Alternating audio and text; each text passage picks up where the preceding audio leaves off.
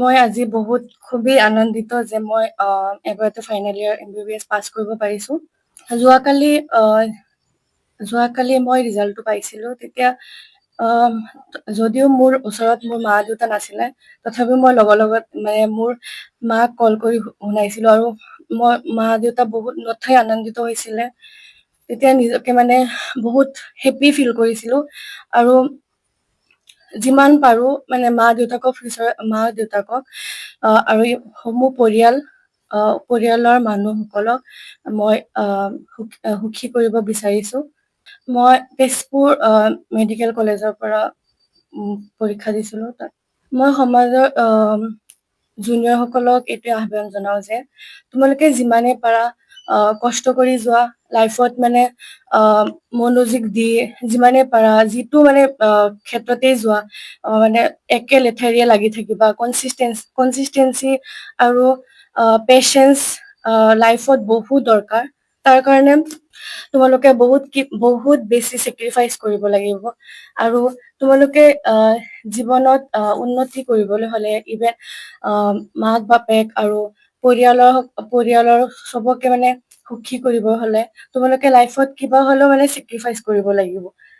মই বহুতো মানে চেক্ৰিফাইচ কৰিছো। মই প্ৰথমবাৰৰ বাবে ক'ব বিচাৰো যে কচিঙৰ দৰকাৰ আছে। কচিঙৰ লগতো নিজৰ চেল্ফ ষ্টাডি বহুত ইম্পৰ্টেণ্ট আৰু ৰেগুলাৰ চেল্ফ ষ্টাডি কৰাটো বহুত ইম্পৰ্টেণ্ট। আৰু যদি চেল্ফ ষ্টাডি কৰাৰ টাইমত কিবা ডাউট হয় ত টিচাৰসকলৰ লগত মানে পৰামৰ্শ জানিব লাগে। আৰু ইভেন যিকোনো এটাতে লাগি থাকিব লাগে, এটা কচিং চেণ্টাৰতে লাগি থাকিব লাগে, 2-3টা একেলগে কৰিব নালাগে। হয়তো এইটো কনফিউজনত গুচি যায় যে কোনটো বেছি ভাল কোনটো বেয়া। তো মানে তোমালোকে যিয়ে কৰা যে এটা কচিং চৰ্চতে মানে লাগি থাকিবা, তাকে বাৰে বাৰে ৰিভিজন কৰি থাকিবা। এইজনীয়ে আজি যোৱাকালি আবেলি সময়ত যেতিয়া মোক খবৰটো দিলে যে পাপা মই MBBSৰ যে কোৰ্চটো যিটো আছিলে ফাইনেল, মই অলৰেডি সমাপ্ত হ'ল আৰু তাৰ ৰিজাল্ট ইতিমধ্যে মই পাইছো।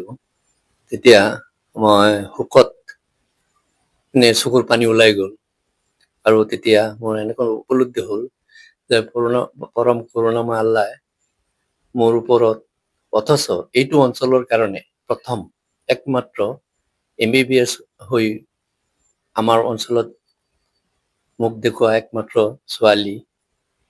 গতিকে মই নিজে সুমাইয়া চুলতানা। গতিকে মই আল্লাহৰ ওচৰত মই কৃতজ্ঞতা প্ৰকাশ কৰিছো।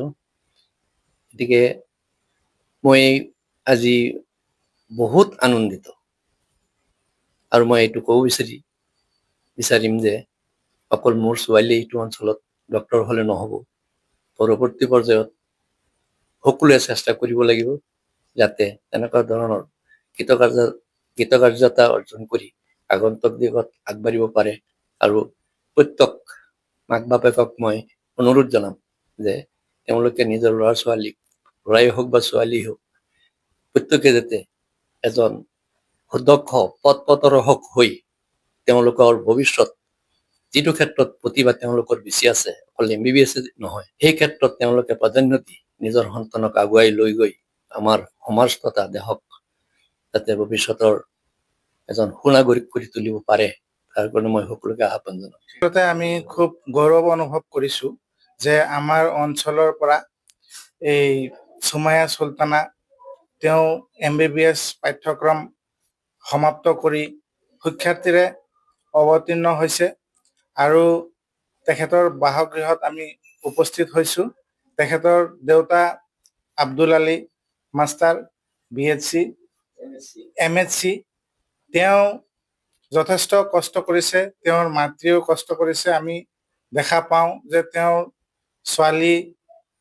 সকলো ছোৱালীয়েই তেওঁ ভাল ৰিজাল্ট কৰিছে আৰু তেওঁ এজনী হৈছে 2 নম্বৰ ছোৱালী। তেওঁ এইবাৰ MBBS পাঠ্যক্ৰম সুখ্যাতিৰে অৱতীৰ্ণ কৰিছে।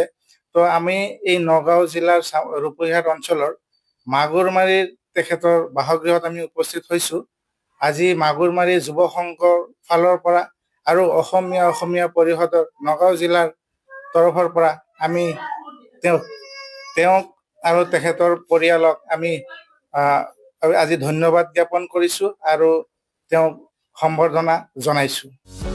যিকোনো খবৰৰ বাবে যোগাযোগ কৰক আমাৰ এই নম্বৰত 9181 307 2221